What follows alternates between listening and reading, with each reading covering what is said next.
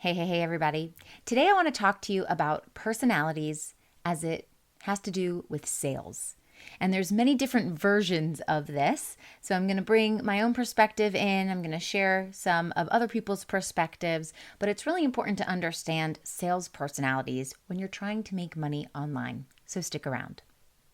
You're listening to Marketing Tips with Meliss podcast.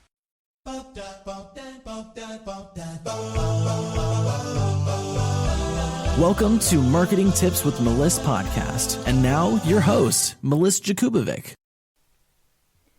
All right, so when it comes to talking about personalities, and maybe you've taken the Myers-Briggs personality test, I'm an INFJ. I'd love to know what you are. If you find me on social media, you can let me know.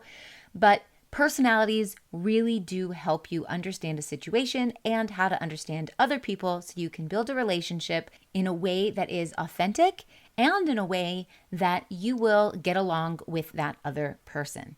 So when it comes to sales, and I say that with air quotes, when it comes to building a relationship that eventually turns into a sale, all of that is based on how you handled that relationship. And not everybody gets along, and not everybody does things the same way or thinks the same way. So if you want to have success speaking to a wide variety of people, it's best to understand what those personalities are so that you can cater to those personalities when you're having a conversation. Now, before we get into the personalities, I want to talk about sales. And being able to make sales in your business needs to be a priority. 70 to 80% of what you should be doing is marketing and sales because your business won't thrive without it. And so to be a good salesperson, and I mean that very lovingly, not spammy car salesperson, but I just mean a regular old business owner who wants to make some money in their business and help other people while doing it. That is who you are. And so you have to be able to understand, what does that mean? What are those characteristics that you must have? What makes a good salesperson? And the first thing is confidence. You want to have confidence in your abilities, in what you teach, in what you are an expert on, in the content that you put out. You need to be confident in your ability, in your program, in your ability to coach, in your ability to heal. And as the salesperson in your business, you need to be able to show confidence in your ability to show value to your prospects about the service. You know your service has value, but you need to be able to confidently convey what that is. And your confidence can come out in the tone of your voice. If you're face to face, it can come out in your body language, your eye contact. It can come out with your enthusiasm, your excitement, your passion, all of that. And that confidence is going to bring other people up to your level of excitement, to your level of enthusiasm. And it's actually going to help persuade a person to follow you, to trust you, to hear what you have to say, and to be interested, and to believe in the quality and the value that your service provides. The other characteristic that a successful salesperson has is being motivated. You have to be motivated to get out, to put yourself out there, to talk to people, to communicate. Sometimes I like to play games with myself where I might set a timer and say, in this window of time, I have to complete this, this, and this. And then I'm playing a game against the time. It has to be done before the buzzer goes off. Whatever you need to do to motivate yourself, you need to do it. Because it's not motivation comes and then you take action. It's action comes, you start to see the results, you feel excited about the results that you're creating, and that creates motivation to want to go in and do it again and again and again. So if you are not motivated, my best advice to you is start taking action. What do you need to do to make money in your business? That's what you need to be doing now, those money generating activities. Whatever it is you need to do to stay motivated. Maybe you say, when I get 3 more clients, I'm going to go to the spa. Maybe you need to treat yourself, and that's going to motivate you. Whatever it is, find something that motivates you and get motivated. Great salespeople are solution oriented.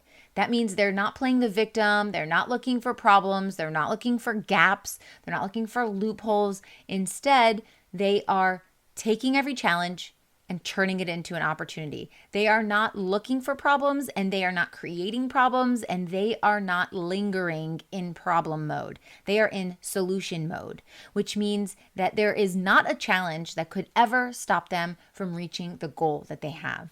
So if you run into a challenge, ask yourself, do I fall down and sulk and feel bad about myself? Or do I stand up and go, you know what? I'm going to find a solution to this problem. And then you go out and you do it, because that's what a good salesperson has. And I want you to put on your salesperson hat right now, because as a business owner, we don't talk about sales enough. We're scared of it. We don't like the word sales. We feel greedy that we need money. But that isn't what this is about. You started a business because you do want money, obviously, or it wouldn't be a business. It would be a volunteer opportunity. You are great at what you do, but you have to make money doing it. And that means you've got to wear your salesperson hat or vest or dress or whatever it is you need to wear to get into salesperson mode. And being solution oriented is one of those things. You also need to be really excited, enthusiastic. You have to have that experience. Having a conversation that might lead to sales is an experience. Do you want the experience to be awkward and uncomfortable and very low key and we're talking slow? Or do you want it to be enthusiastic and exciting and look at what we can do and imagine what we can accomplish?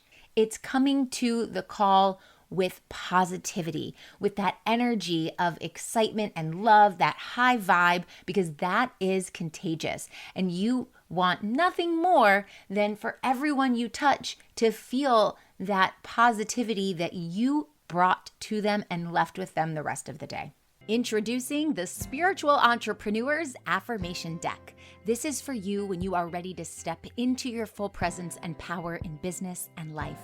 This deck is beautifully crafted and designed to keep your daily actions in alignment with your purpose.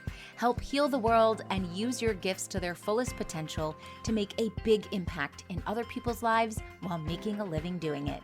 Get your Spiritual Entrepreneur's Affirmation Deck right now exclusively at Meliss-Marketing.com/shop. And this last one, this one's my favorite, because if you know me or you've taken any of my programs, I talk all the time about the OCD organization that I have here, but being organized is really, really helpful in making great sales. Knowing who to reach out to, when to follow up, especially if you have a lot of leads or a lot of clients, it's going to be hard to keep everyone in track. And the truth is that everyone should have the same experience when they come to your brand. And everyone can't have the same experience if you aren't on top of your shit. So you need to have spreadsheets. You need to be organized. Maybe it's bookmarks. Maybe it's color coding. Maybe it's file folders. Whatever it is, both digital or physical file folders if you happen to still have handwritten notes. But the thing is, if you're not organized, nothing's going to work. And if you're organized, you can have a quicker result. You're not going to have anybody fall through the cracks. You're not going to miss out on any great sales opportunities. You're going to be prepared, and it's going to eliminate a lot of stress. Okay, so now that we know the characteristics, I want to talk about the personalities. So Max Friedman is a contributing writer to the Business News, and he talked about 4 personalities. There's assertive, there's friendly, there's expressive, and there's analytical. And what this means is when you are the salesperson, the person you are speaking to on the other end will fit into one of these 4 categories. And based on who you're speaking to, you want to reach them at their level. So you're going to approach the conversation a little bit differently so that they understand it, they take it in, it has the most meaning for them. So the first one is assertive. So this is someone who's super goal-oriented. They just can't wait to reach their goals. They're like, tell me step 1, step 2, step 3. I'm competitive. I know exactly what I want, and I'm going to make it happen. So what you need to do to match that personality is to be very prepared, to show that you are professional, to be extremely accurate when answering their questions, and they want to know the metrics. So instead of speaking about things very vaguely, they're goal-oriented. They're like, tell me, what's 1, 2, 3, so I can make a quick decision. How long is it going to take me to do this? What percentage do I need to do that? That's the personality that they have. So to match that, you want to give them information that's going to satisfy that hunger. Because you know they're competitive, you might want to compare what they're doing to someone else in their industry, for example. Or if they are trying to lose a lot of weight and they know that there are other coaches out there, you might want to say why your service is better than other health coaches in the area. They like the comparison. They like the competitiveness. If you're speaking to someone who's very friendly, very easygoing, they're patient, they are calm, they're super informal, they love to listen, then you want to match that personality by talking about a vision, a result that they're going to see that comes out of joining your program. And it's a result that really matters to them. So it's not you're going to lose 50 pounds, it's you are going to be able to be a total knockout at your daughter's wedding when you walk her down the aisle and fit into that dress. So you want to talk to them in ways that they see the benefit. You're painting the vision for them. And you can do this back and forth rapport with them because they're very friendly, they're very open, they want to talk.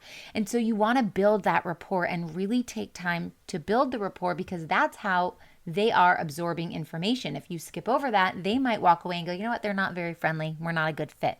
So you want to be a good fit. And the way you're a good fit is by being intuitive into their personality and meeting them where they are. They also want to hear about other successes. So you can share information from other clients. Also here, if it comes towards the end of the call and you know that they're on the fence, someone who's super friendly is going to really appreciate any personal touch that you can add on, whether that's a guarantee or some bonuses that you can put in there. But having that personal touch really makes all the difference.